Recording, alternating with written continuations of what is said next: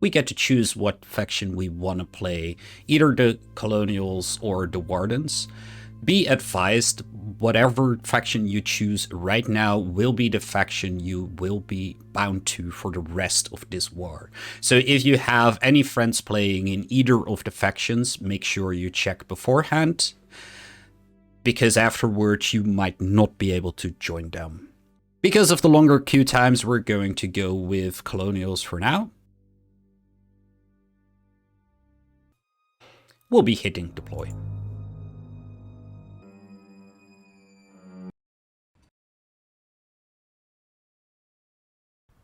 WASD will move you around. Spacebar will make you vault or climb. C will make you crouch. X will make you go prone. Holding middle mouse button and moving your mouse around will move your camera around. Holding shift will make you sprint.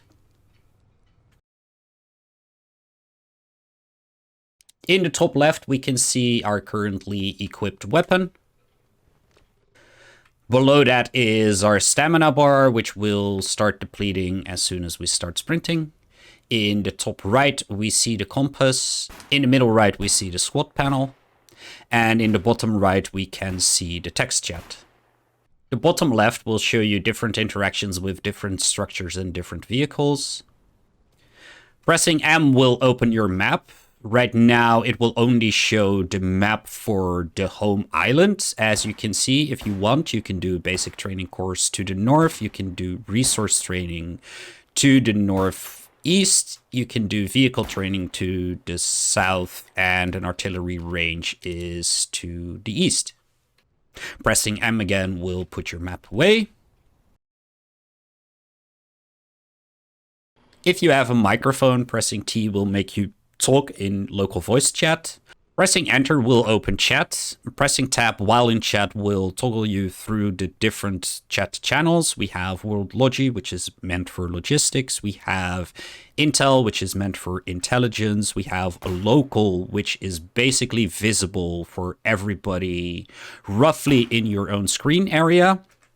We have squad for when you're in a squad. We have regiment for when you're in a regiment. And there is team, which is basically for everybody in this region. In this case would be home island. Pressing enter without a message will pull you out of chat again.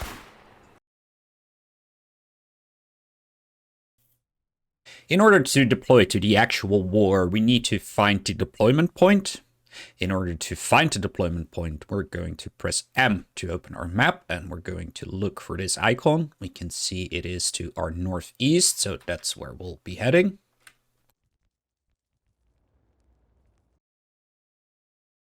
The deployment map gives an oversight of the entire map of the war. Each diamond shape on the map is a point we can deploy to. If we want to fight, we want to find ourselves an active front line. And an active front line can be found wherever a green area touches a blue area. If we want to do logistics, however, we probably want to be spawning in one of the back maps.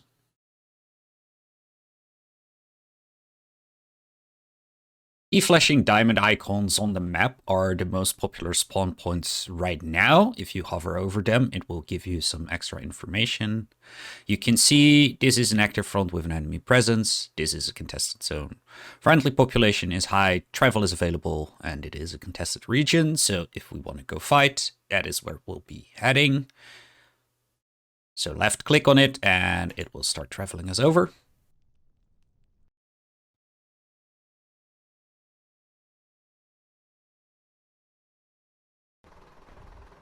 First order of business if you arrive in a map is making sure that you have your spawn point set. So at the base that we spawned at, we can see press E to use relic base. So we press E and we'll open up the base. We're looking for two things. First off, we're going to look at the amount of soldier supplies that are available. That is that shirt icon over here. Every time somebody respawns at this base, they will consume one of those shirts. So we want to be very sure that there are shirts available. The other thing we'll be looking for is in the actions panel is the assign spawn point button to make sure that we have our spawn point assigned here. So we click this button. The stockpile menu will tell us what is available in this base. We can even search per category. So if we click this icon, we will go to the small arms category. If we click this icon, it will be the big arms or the big booms category. This is going to be the utilities category. This is going to be the supply category, and this is going to be the medical category. In order to get a rifle, all we need to do is click on the rifle. We can see that it starts assembling the rifle, and once it's done assembling, it arrives in our backpack. We also want to have some ammo for our rifle. This is the standard ammunition for rifle, so we'll click that one.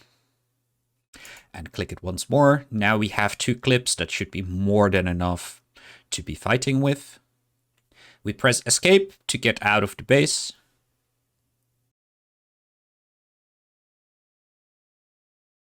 We press tab to open our inventory, and as we can see, it is split up between equipment and backpack. Anything in equipment is the active stuff we have. Everything in our backpack is what we are carrying with us. So if we want to make sure that we can equip our rifle, we need to make sure that it is in our equipment. So we click on the rifle. We can see that it switches places with the hammer. Now we can just press tab to get out of our inventory again. And now if we press 1, it will equip our rifle, as we can see in the top left. And if we press R, that will reload our rifle.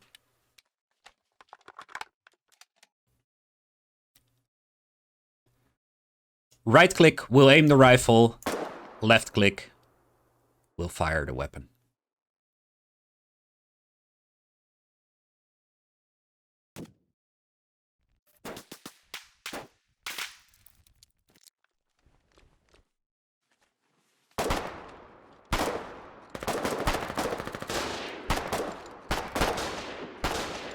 And we are dying. As you can see, there is a timer on our character that says 20 seconds. Once we pass the 20 seconds, we can press E to give up, or we can wait till somebody picks us up. Let's give up.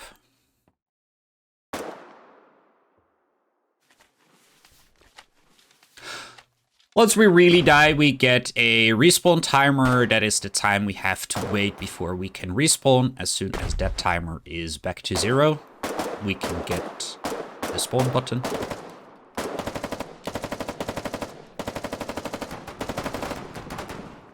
Hit the spawn button, and we set our spawn to the relic base, which shows up here. It also tells us how many supplies there are left in the base.